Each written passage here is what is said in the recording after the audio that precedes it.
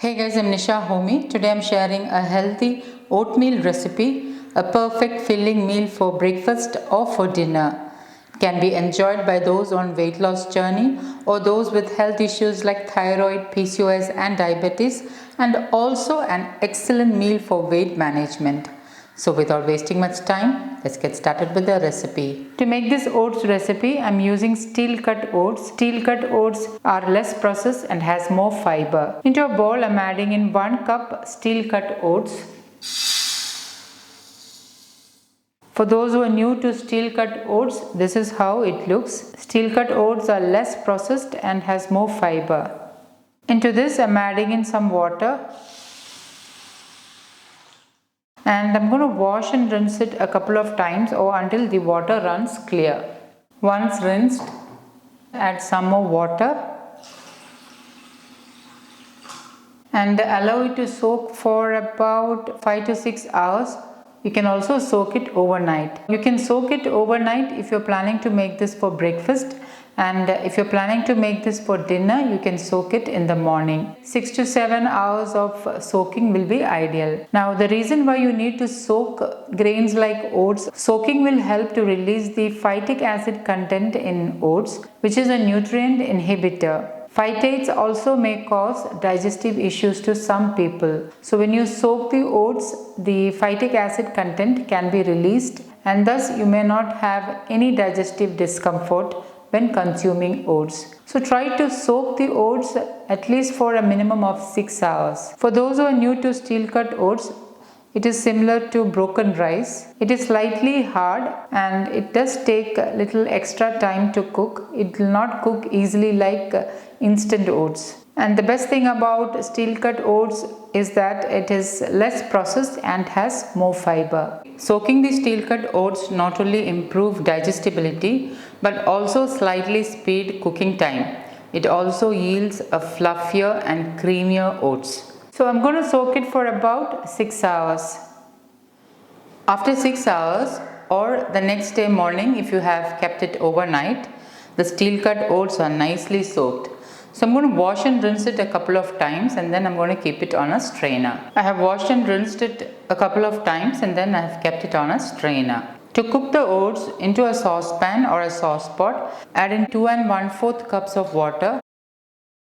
If you like your oats to be slightly on the runnier side, you can add in up to 2 1/2 cups of water. If you like your oats to be thick, you can use 2 cups of water or 2 1/4 cups of water. Adjust water as per your desired consistency of the oats. Anywhere between 2 cups to 2 1/2 cups would be ideal. Once the water starts to boil, add in pink Himalayan salt as needed. Add in the strained oats.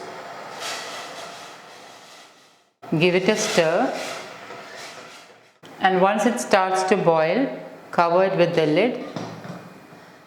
Reduce the flame to the lowest and let it cook on low flame for about 15 to 20 minutes or until the oats are nicely cooked. In between, open the lid and give it a stir just to make sure that nothing is sticking to the bottom. You can also at this stage check salt. If you feel you need more salt, you can add in.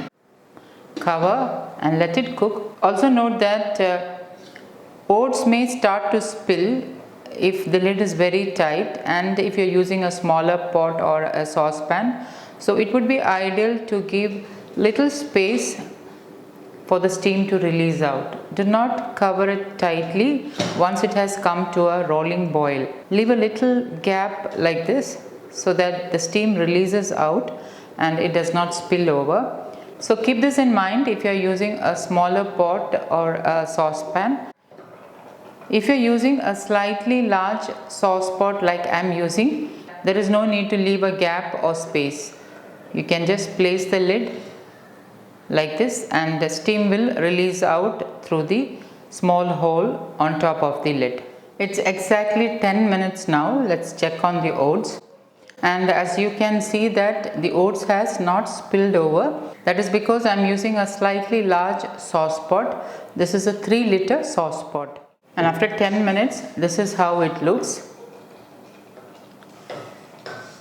I'm just giving it a stir and I'm covering it again and let it cook for another 5 minutes. This is a very quick and easy meal for breakfast or for dinner. The only thing you need to keep in mind is to soak the oats, as soaking the oats not only helps to speed up the cooking process but also helps to release the phytic acid content. Another 5 minutes later, that is a total of 15 minutes later, this is how it looks. The oats are now nicely cooked and it has turned into the perfect consistency. This is the consistency I prefer my oats to be.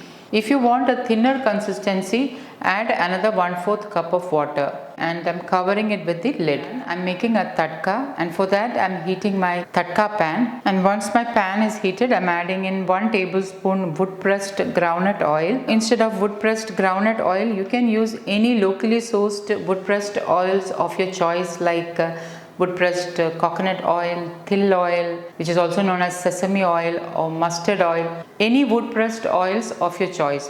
You can also use desi ghee instead. Remember that healthy cooking is all about using the right quality of oils. So try to use wood pressed oils in your diet for your better health.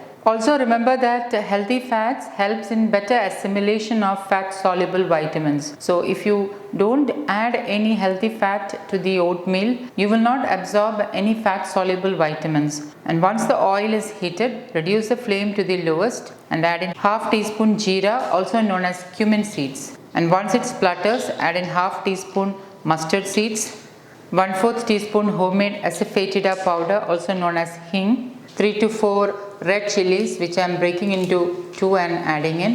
You can increase or decrease red chilies to suit your taste. 1 teaspoon urad dal, 2 to 3 tablespoon peanuts, some fresh curry leaves, 1/4 teaspoon turmeric powder. Today I am using Vigon turmeric, which has high curcumin content, and for better assimilation of turmeric I am adding in 1/3 teaspoon black pepper powder, freshly ground black pepper powder, and give it a stir. The oats are nicely cooked and of the perfect consistency. Pour the tadka over the oats. Cover immediately so that the flavors are not released. You can serve this hot healthy oats porridge with pickle or any side dish of your choice. You can even have it on its own. Open the lid, give it a nice stir, and my healthy, mildly spiced oats porridge is ready to serve. Serve the oats porridge to a bowl. Like I mentioned earlier, if you want slightly thinner consistency, you can increase water up to 2.5 cups.